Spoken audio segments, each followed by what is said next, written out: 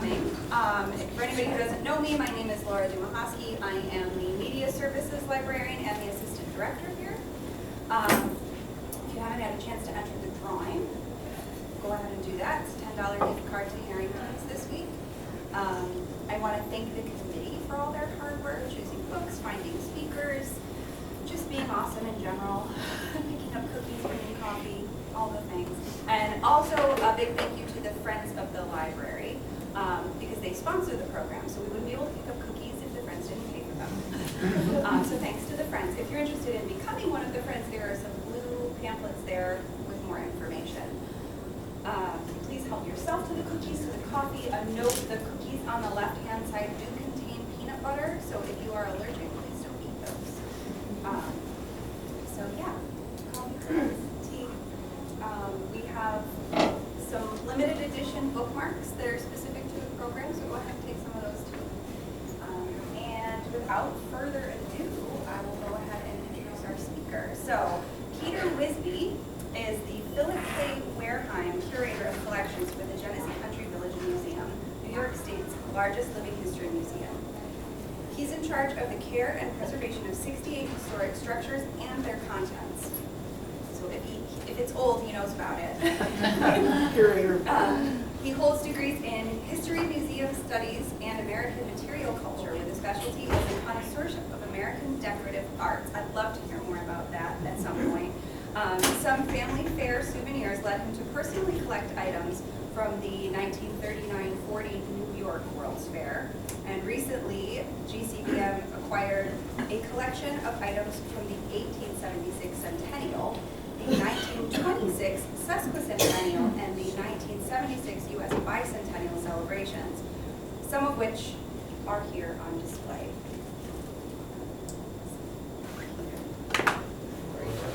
Thank you.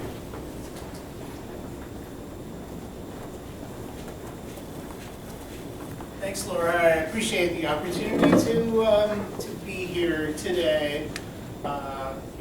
I focus so much on the 19th century history that it's fun to stray a little bit into the 20th century and talk about this. But as Laura said, World's Fairs are also kind of a particular collecting interest of mine.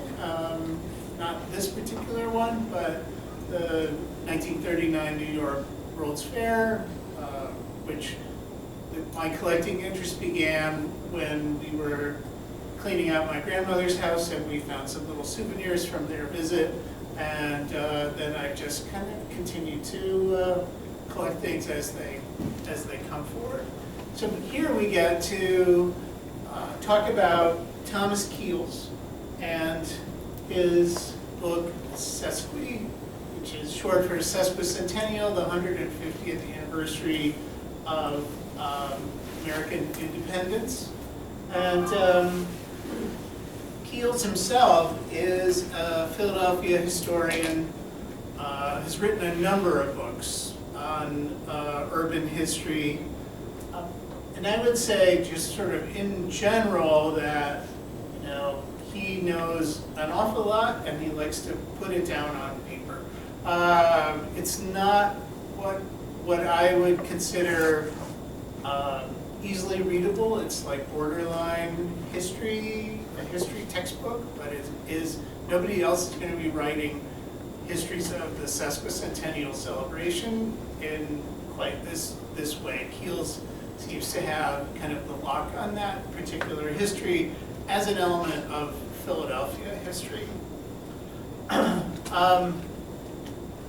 Underlying Keels' premise that this is the forgotten World's Fair is the idea that everyone knows about the other successful World's Fair in Philadelphia, the 1876 Centennial. It's arguably the first World's Fair in American history. It was held on the grounds of Fairmount Park from May to November of 1876, which was the centennial of American independence. And it was a huge and smashing success. 10 million people toured the fair. There were displays from around the world. It truly was a World's Fair with 35 countries represented, 14,000 businesses in all of their spaces, and it set the mark for World's Fairs going forward. The Centennial Exposition was formerly known as the International Exposition of Arts, Manufactures, and Products of the Soil and Mind. It was on 285 acres in Fairmount Park, right along the Schuylkill River, and 10 million people in its 6-month run. Just as some brief background, the Centennial Exposition was well planned. It was first proposed in 1866, 10 years before the event. And fundraising began at that time, and designs began really in 1871. So they had five good years to get ready for the centennial. And although it was about manufacturing and products of mines, it was really to celebrate the 100th anniversary of American independence and to show in a post-Civil War United States how great the United States was, and set the stage for it being a world leader.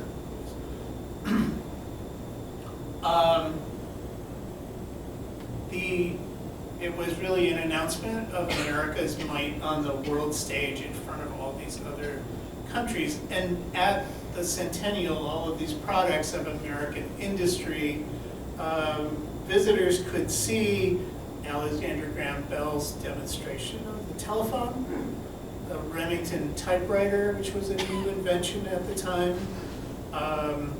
Heinz ketchup was introduced at the Centennial Exposition, and Heinz had started out his Pittsburgh business as a manufacturer of sauerkraut, and so ketchup was a new thing for him to branch out in, and then kind of these grand mechanics halls, display halls that had all sorts of the latest American technology.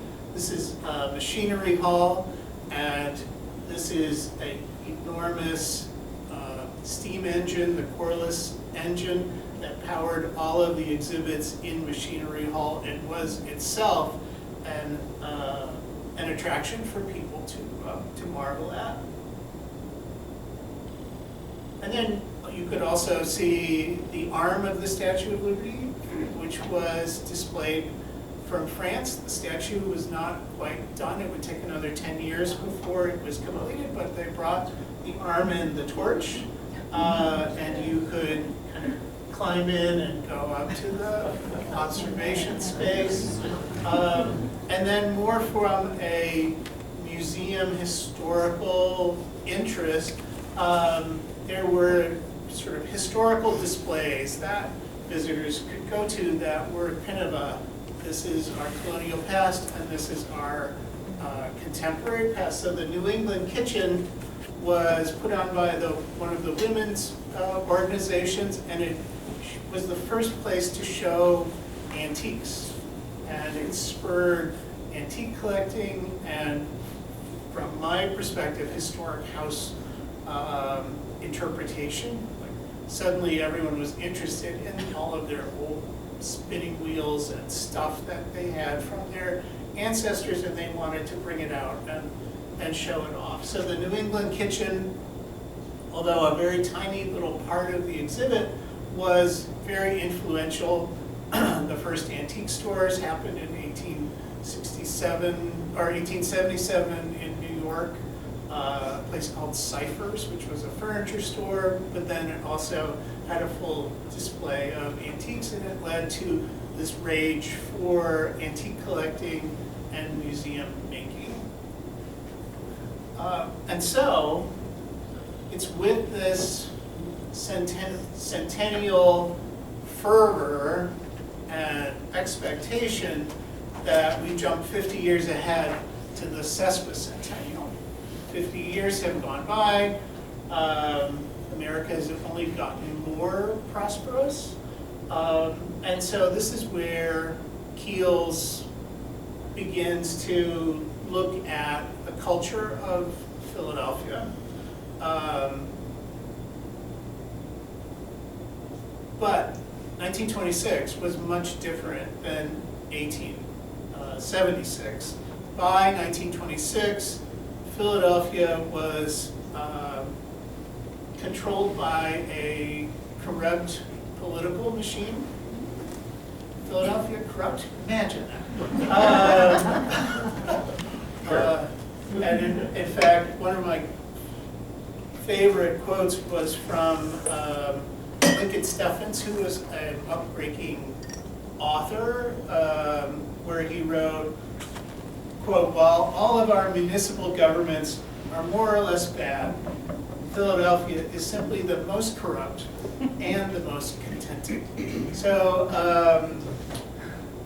Philadelphia, and Keels deals in this in very great detail, was a Republican city. They had driven out kind of Democratic voters, so that 94% of the electorate were voting Republican. And there was something called the organization, which was a political boss for the northern side of Philadelphia and a political boss for the southern side.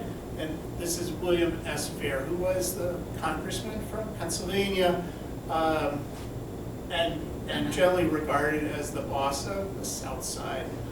His brother Richard was the city council president. His other brother was a senator from Pennsylvania. The Wehrs and the Wehr organization controlled all of the patronage jobs and the contracts for work. And so although talk had begun about a sesquicentennial celebration in Philadelphia, it becomes mired in arguments about where to site it. That sort of slows down the whole process. The northern boss wanted it in the old Centennial Fairgrounds at Fairmount Park and the Schuylkill. And there was money promoted for it, but then legislation kind of bogged down. The money was withdrawn, the city council backed off, and so they were mired in issues about siting and finances until the election in 1924 of a pro-Wehr mayor of Philadelphia, who said, we are going to do this, the Sesqui, we're going to do it in South Philadelphia, which happened to be right in the middle of William Wehr's congressional district, and largely on property that he and his cronies owned.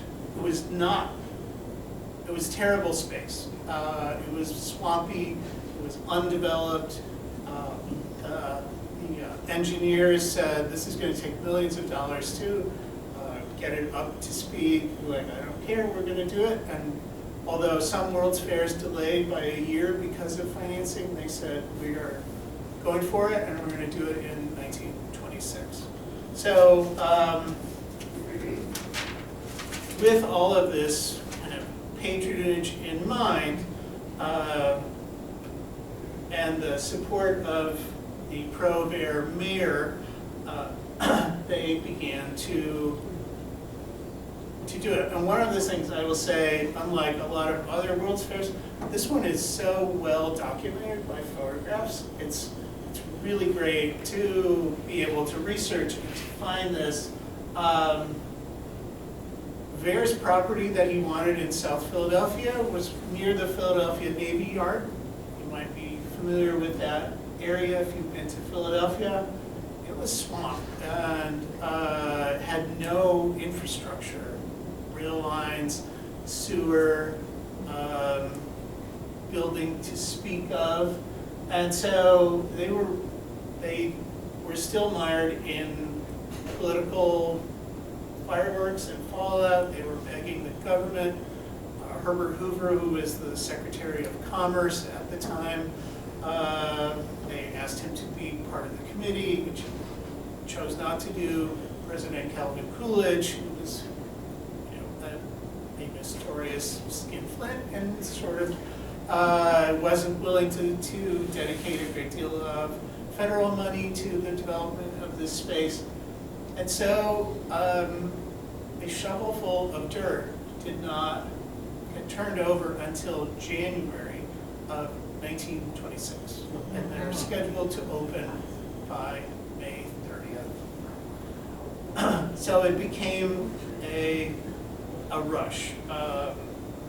And this is where kind of the first issues of making this a terrible idea that just gets worse and worse comes from the siting and the political infighting that Keels documents so well in his book. This is one of the existing buildings that was there beforehand, but this is from the official record, the official photographic record of the Sesquicentennial, and the caption is "Not a Sesqui building in sight." This is a year before they're scheduled to open, and there's been no development whatsoever. So with a mad dash to fill spaces, we had a grand plan of at least 5 principal exhibition buildings, plus a stadium for events and pageants and water features around some ponds. They launched the opening of the Sesquicentennial in May 26, 1926. And the photographs of the first day are hideous, I would say. At the dedication, Governor Gifford Pinchot, who was governor of Pennsylvania, dedicated the main building, and a trowel of stucco material from the workmen up above fell on his shoulder. He was not a Wehr fan anyway, but this was and so you just get these compounding, this sense of urgency. It was a terrible way to start off a celebration.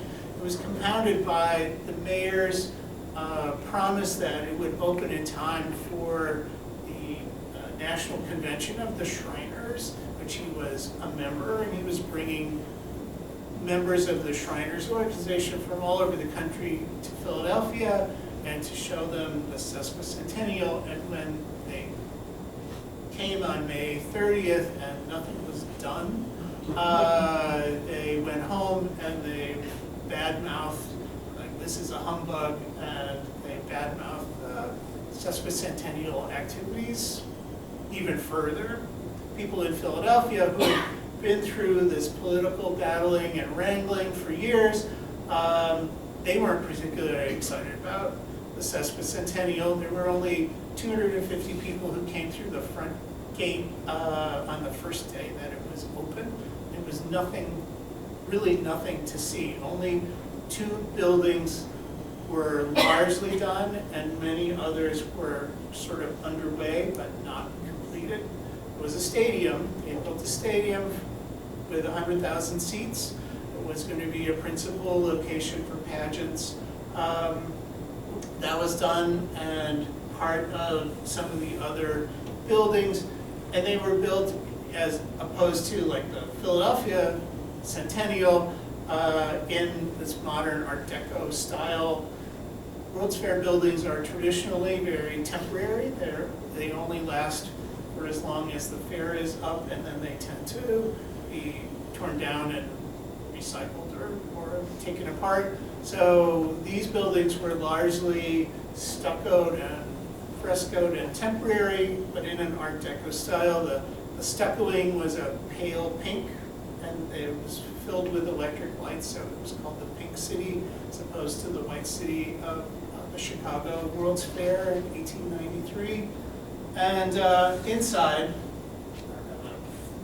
a marker, but this is the Pennsylvania Railroad exhibit on opening day. You can see the truck and all of the stuff around it. It is nowhere near being ready to go. And then on opening day, here's the Liberal Arts building, and you can see just the ground is full of debris. This is not the way to show off your city to the visiting public. They estimated wildly 30 million people would come through the gates and, celebrate Philadelphia and independence. They were not ready, and as soon as opening day rolled past, then we'll be ready by 4th of July. So they kept going. They were paying overtime. They were working, around the clock to try and fill up these spaces. And by July, the exhibits were largely in place, but the visitors were not there. And they had already gone through months of bad mouthing and negative press, and kind of the few successes that they have were still underway. Opening day on the left, there's an enormous Liberty Bell, and as you can see up here, Liberty Bells are the theme of the Centennial in Philadelphia. This was an enormous Liberty Bell decorated with 20,000 lights on it. But on opening day, it still had its supports kind of covered by scaffolding, and but it sat off, and this was probably one of the more successful attractions for visitors to see the cars going underneath. It was enormous, and sat off at the north, essentially the north end of the fairgrounds. And then kind of the central area, the Court of Honor, has this mixture of reflecting water pool and then these Art Deco buildings around that celebrated manufacturing and machinery at the Hall of Arts. Famously, Thomas Eakins, the Philadelphia artist, was removed from the exhibit in 1876 because he tended to paint naked swimmers, and the Victorians deemed him inappropriate. Eakins, by the 1920s, had become a superstar in American art history, which he still is today. He got a whole building devoted to himself in the 1926 fair.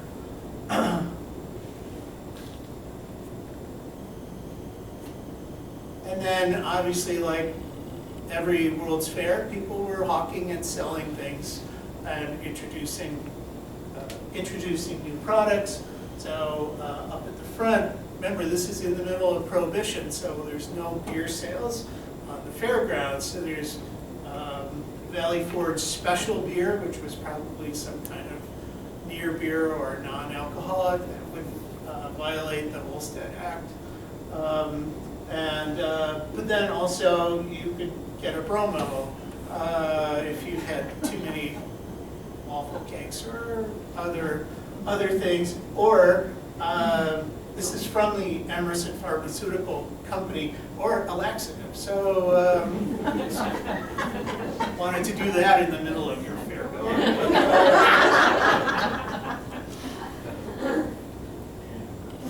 But then more traditional vendors. Here's Hires Root Beer that was selling root beer It's a Philadelphia company selling root beer out of a giant barrel. And then Breyer's ice cream, get an ice cream for 10 cents, an ice cream sandwich for 10 cents. You know, and we'll see people hawk. There are official souvenirs, and then there are like the unofficial souvenirs where, you know, companies emblazon their product over these displays of centennial or revolutionary scenes and things like that. This is for La France bluing, but it is kind of part of the Sesqui centennial exhibition, and it says there's also an exposition of women's freedom from wash day drudgery.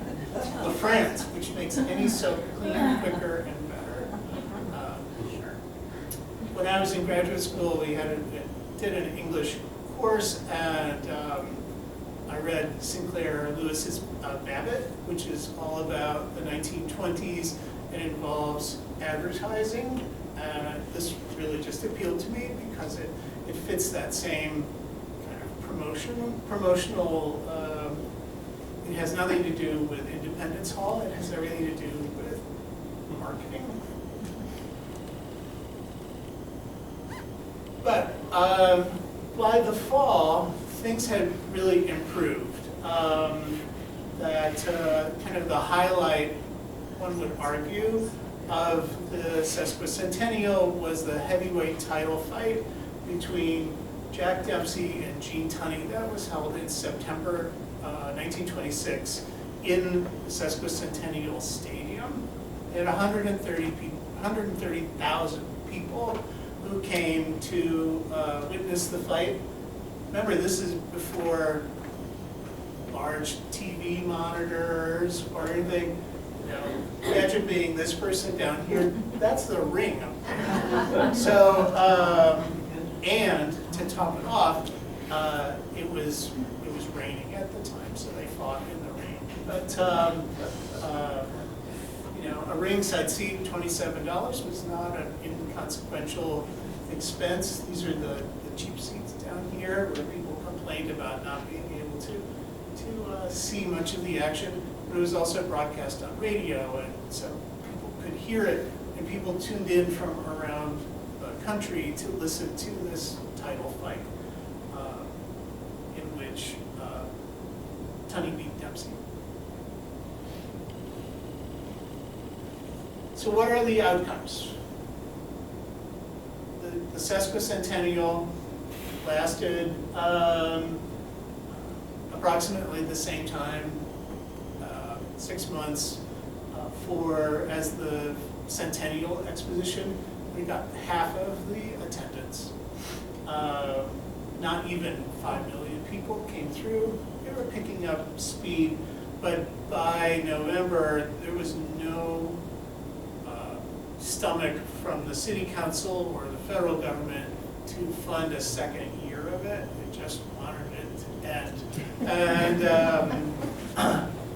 And unfortunately, compounding the greed graft that Keels writes about and all of the problems, it was one of the rainiest summers on record in Philadelphia. And it rained 107 days out of the 184 days of the World's Fair in undeveloped property, so it was muddy. People were tromping through the mud.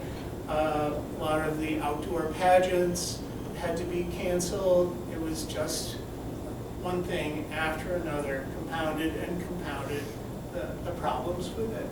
The only exhibit, and again, this is my museum interest, the only exhibit to actually make a profit was run by the women's committees, and it was a recreation of 18th century Philadelphia, High Street in 18th century Philadelphia, probably 2 miles from actual 18th century Philadelphia, but it was a recreation of Philadelphia in the time period with little period rooms and period houses, and a little tableau of Betsy Ross sewing the flags, and very Revolutionary War, somewhat akin to the New England kitchen of the previous World's Fair. But by the time the World's Fair closed, they were $260,000 in debt, and were known as, by some pundits, as the flop heard round the world. And interestingly enough, even before they had officially closed, the great rival of Philadelphia newspapers, the New York Times, said the Philadelphia Fair never had a chance, and really nailed what Keels demonstrates and documents in his book, and what everyone else was talking about. They said the lack of preparation, the rushed construction, the knockers, which were the anti-sesquicentennial people, both abroad and across the country and in Philadelphia itself, and the rain, all combined to create this failure of a World's Fair. And they were, as it said, handicapped from the start. Talk of mismanagement, didn't get into the discussions of Graft, but it was kind of an underlying theme. The New York Times exposed all of that. But it really kind of sums up the fiasco that was the 1926 sesquicentennial. So what's left there now? What is the footprint now? If you've been through Philadelphia or traveled on Route 95 past the Philadelphia Naval Yard, which is down here, you have been close to the South Philadelphia Fairgrounds. So Sesquicentennial Stadium was rechristened after the end of the fair as Municipal Stadium, which then later on was rechristened as JFK Stadium, and was still standing until 1992 when they knocked it down for a bigger football stadium. The Swedish American Historical Museum, kind of right here in the center, that cornerstone was laid by a visit from the King of Sweden in 1926. The Historical Museum opened in 1928 with funding, and then kind of Oregon Avenue, this north-south route, was where the Liberty Bell, the gigantic Liberty Bell, was. And so the geography is still there. I used to live in New Jersey and would drive to Delaware for graduate school and back and forth, and never knew I was passing near a World's Fair fairgrounds. But it's there, still in the layout of streets. Still, the Liberty Bell is up at the top in that little park with sort of spiderwebby roots. The lakes are still there that were used, and then this was the stadium location. And I remember that Veteran Stadium was before they blew it up. So it is very interesting to see that there are elements of the World's Fair that are still extant today. Most World's Fairs, and I'd say this is true, often the buildings are impermanent, or they may leave a permanent, one permanent building. So for the Buffalo World's Fair in 1901, the Buffalo History Museum is the permanent building. For the 1876 Centennial in Philadelphia, the Please Touch Museum, right on the Benjamin Franklin Parkway, was the art gallery during the Centennial Exposition. The Queens Museum was the permanent building of the 1964-65 New York World's Fair. And so only the Swedish Historical Museum is the remnant of 1926. So thank you very much.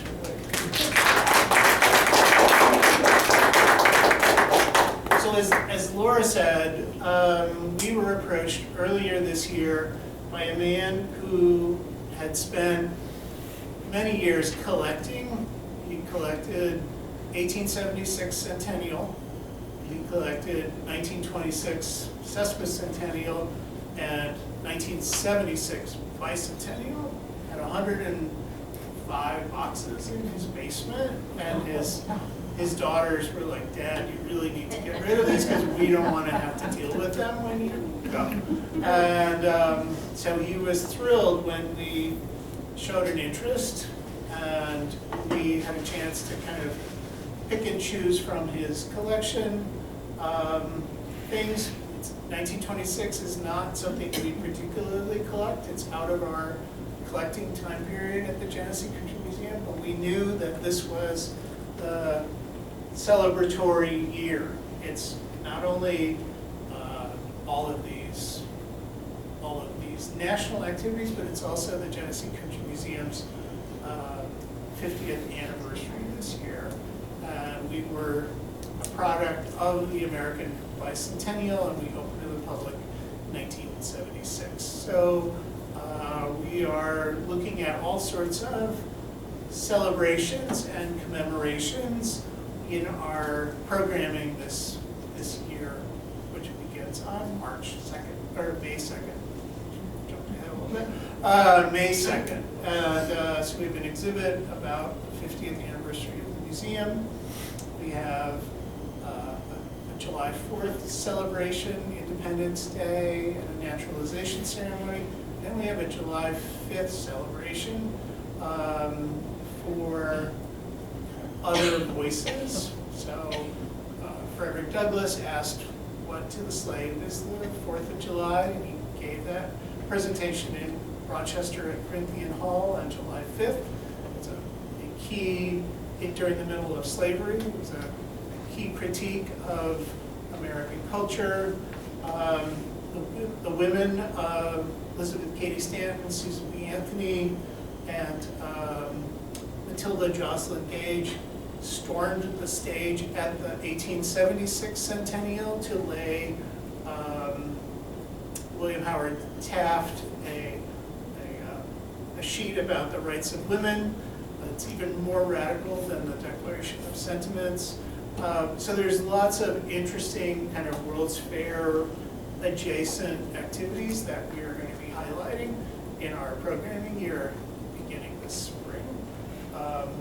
But, as I said, Chuck Brinzy, we got to pick and choose from his collection. I brought up a small selection of Sesqui materials for you to take a look at. I mean, some of them are obviously Liberty Bells are the theme of the day in Philadelphia. So cast iron banks and shelf minders, clock, a little 1926 shelf clock. This is a weather vane or a wind chime. Has a little supposed to be going. And then very 20th century items, cigarette lighter in the shape of a, there we go, ashtrays, and then other companies kind of use that, like La France Bluing, to just kind of decorate some of their existing products. You can imagine one of those pale green kitchen gadget handles that was so prevalent. This is either a vegetable slicer or a cheese grater. It was patented in 1913 by this Laws company, but it has a Liberty Bell on it as the sesquicentennial version of their existing vegetable grater. Shoehorn door knocker, and then some of the official celluloid pins that were so common in the time period. So you're welcome to come up, take a look, and thank you very much for coming out today.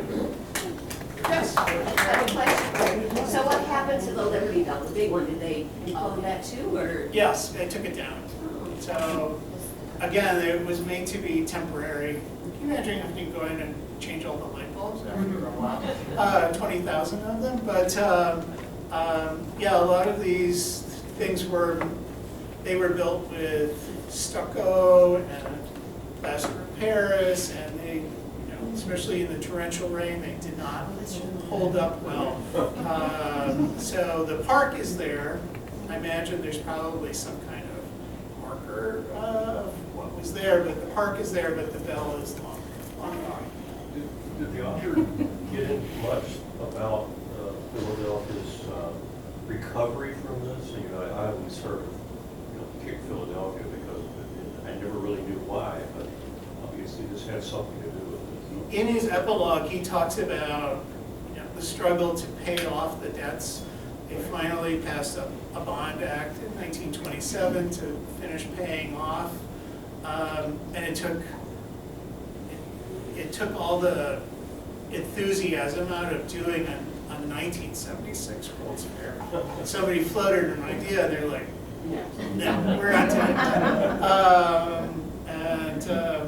So and really, if you look at World's Fairs, it's sort of the last of the kind of that Victorian era, like subsequent World's Fairs. The United States has had 27 World's Fairs in its history. Only about a half dozen are ones that we know of. Centennial, Meet Me in St. Louis, 1904 World's Fair with the movie with Judy Garland, the Chicago 1893, Buffalo 1901, and the New York World's Fairs of 39. In the same year that New York had a World's Fair in 1939-40, San Francisco had one at the same time to dedicate the Golden Gate Bridge. That was the Golden Gate Exposition. So there are lots of World's Fairs, but nobody talks about the Cotton Exposition of Memphis, Tennessee in 1885. And the only one to do even worse was the World's Fair of New Orleans, which declared bankruptcy. It was 1984, it declared bankruptcy even before it officially closed. So, yes, yeah. And so, they did struggle. It took all of the interest and taste out of their mouths about making another. And all these subsequent, New York, Chicago, were all about the future. So New York, 1939, was the world of tomorrow. Chicago was a century of progress, 1934. Expo 67 and the 1964 New York were all about future things. And this was kind of the last of the throwback of centennial type, look at us in the past and how we are today. Subsequent World's Fairs were all about, like, here's the future and where we're going. 39 New York, since I know it so well, is where television was introduced, was where General Motors had a Futurama exhibit, and they showed car conveyor belts, and what the highway was going to be like, and it was all about. Was there potholes in the highway? If they were stucco, they would probably. It was all about the future of America and not looking back and harkening back to the past. Do you think that this fair was doomed from the start? Do you think that there were moments where it could have launched into success, or was it just? As the summer progressed, people began to come. So like June, July, there were tens of thousands of visitors. But by August, September, they were getting 100,000 visitors a year. But by then, the snowballing effect of all of this was not going to be able to dig them out to get them 30 million visitors in that time period. So it really was kind of doomed from the beginning. I mean, other World's Fairs have years of planning and design and architects and drawings and fundraising, and this was so rushed from the get-go and so mired in politics and cronyism and giving contracts to my political affiliated friends that it just didn't have a chance to really succeed. Do you have any idea how $260,000 equates to today's dollars? I don't. She's gonna do I was it. gonna say. She is. Hello, She's Google. right now. She's getting her mind out. Was it 276 then?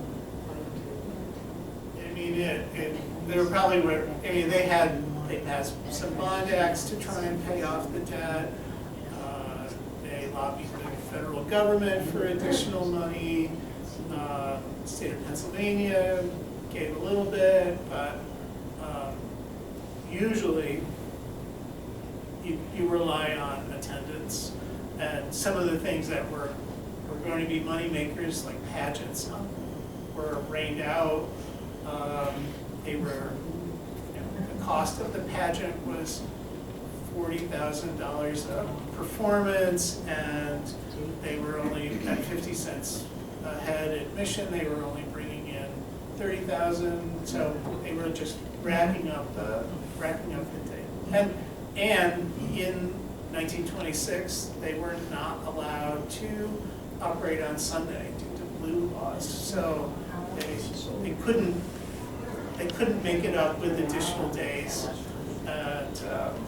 and the Prohibition era restrictions on alcohol sales probably didn't help that at all.